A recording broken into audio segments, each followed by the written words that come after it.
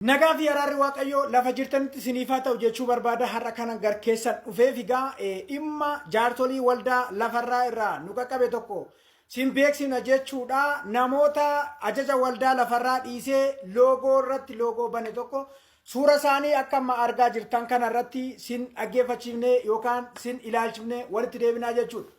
Kanaaf mee suura kana ilaalaa hanga dhumaatti hundi keessaniyyuu. Suuraan asii gadee tarraa'e kun raajotadha jechuudha. Kan maqaa raajii hin qabne raajii.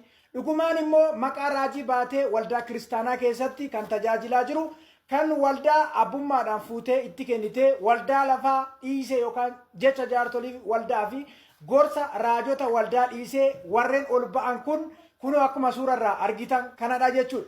Warri kaan raajii miti. Achi keessaa nama tokko raajiin kan waldaa lafarraa tajaajiluu kan jedhan jaarsoliin waldaa lafarraa natti himanii jechuudha. Haa ta'u malee namni kun waldaa kan lafarraa osoo tajaajilaa jiru marii keenya malee yookaan marii jaarsolii lafaa malee loogoo mataasaa uummatee kan seerriif kaawunsiliin hin beekne kan nuti eeyyama hin kennineen asirratti loogoo kana fudhatee ba'ee konfireesiidha jedhee ijoollee biyya ambaarraa maallaqa nyaachaa jiraa jedhan. Haa ta'u malee maallaqa isaan nyaatan kun haala kanaan loogoo asirratti xaxatanii eessa akkamittiin eessatti gala maallaqni kun nuti hin beeknu. Kanaafiyyuu ijoolleen biyya ambaa jirtan kan isin nu hubachuu qabdan namni sin tajaajilaa jiru kun nun bakka nun bu'u waldaa keenyas bakka hin bu'u waan ta'eefiyyuu loogoo irratti loogoo banatee mataasaa dhimma mataasaa baachaa jira waan ta'eefiyyuu namni tokko maqaa waldaa keenyaa akka hin dhoofne kan jedhan jaarsoliin waldaa lafarraa dhaamsa isaanii garkiyyatti dabarfatan qaamaan na arganii na waliin haasa'anii jechuudha. Haa ta'u malee jaarrota kanarraa of eeggachuun dirqama keessanii jechuudha.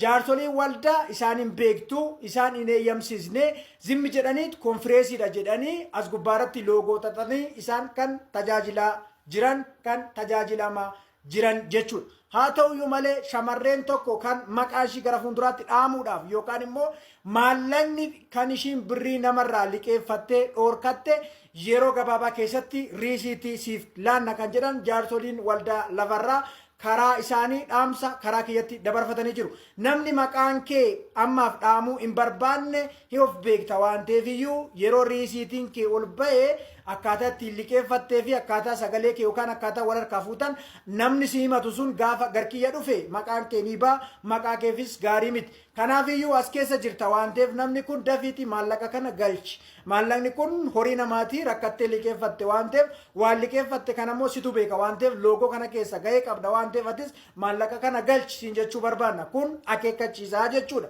Kanaafiyyuu osoo maqaan kennaamin tajaajiltoonni amma sin argaa jirtan kun asirra jirtan galtanii waldaa kiristaanaa hin tajaajiltan taanaan himanni akka qaama seeraattis haa ta'u loogoo irratti osoo eeyyama hin qabaatiin waan nurratti bananiif nuti karaa dhimma nageenyaa yookaan immoo karaa seeraa himachuuf itti adeemaa jirraa jedhan. Kanaafiyyuu isin galaa waldaa keessan tajaajilaa yookaan waldaa lafarraa eeyyamsiisaa. Kanaaf namni as gubbaarraa tajaajilamtu kun bakka itti himattus hin qabdu bakka itti deemtee yoo isaan rakkoo sirra gaanis himattus hin qabdu waan ta'eef jara kanarraa of eeggadhu. Jaarsoliin hin beekanii ofii isaaniiti isaan kan kireet godhan jechuu barbaanna. Horaa bulaa deebanaa galatoomaa ulfaadhaa. Nutoo wangeela ganneetu.